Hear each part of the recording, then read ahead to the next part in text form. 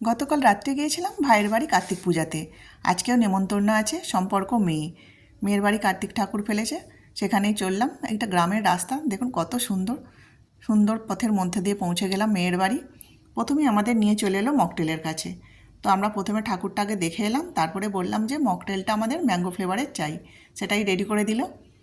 খুব সুন্দর তৈরি করেছিল কিন্তু মকটেলটা আমরা নিয়ে নিলাম, খেতেও কিন্তু খুব সুন্দর।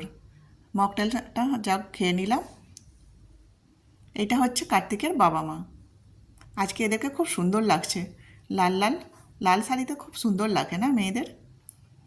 আমাদের ছিল দুপুরের নিমন্ত্রণ, তখন বাজে ঘড়িতে 2টো। তো খেতে চলে গেলাম। আজকের মেনুতে কী ছিল চলুন দেখাই। আজকের মেনুতে কী আছে, প্রথমেই আছে গরম গরম ভাত আর গরম গরম শুক্তো। তারপরেই চলে এলো ঝুড়ো আলু ভাজা আর ডাল, এর সাথে ছিল এঁচোড় চিংড়ি। এগুলো খাবো কি, চলে এলো দই কাতলা। খেতে কিন্তু খুব সুন্দর হয়েছিল, প্রতিটি রান্নাই কিন্তু খুব অসাধারণ হয়েছিল।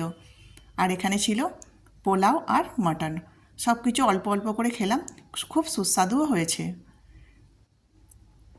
আর চাটনি পাঁপড় তো আছেই, চাটনি পাঁপড় আর পায়েস, এইগুলো খাওয়ার পরে কিন্তু আর মিষ্টি খেতে ইচ্ছা করছিল না।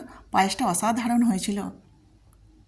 কিন্তু এদিকে আইসক্রিম আর পানটা কিন্তু ছাড়লাম না, আইসক্রিম পানটাও নিয়ে নিলাম। আমাদের খাওয়া হয়ে গেছে, উঠলাম এবার। খাওয়া দাওয়া তো হয়ে গেছে, এবার বাড়ির দিকে রওনা দেওয়ার পালা। বেরিয়ে পড়লাম, বললাম চললাম আজকের মতো টাটা বাই দিয়ে বেরিয়ে পড়লাম।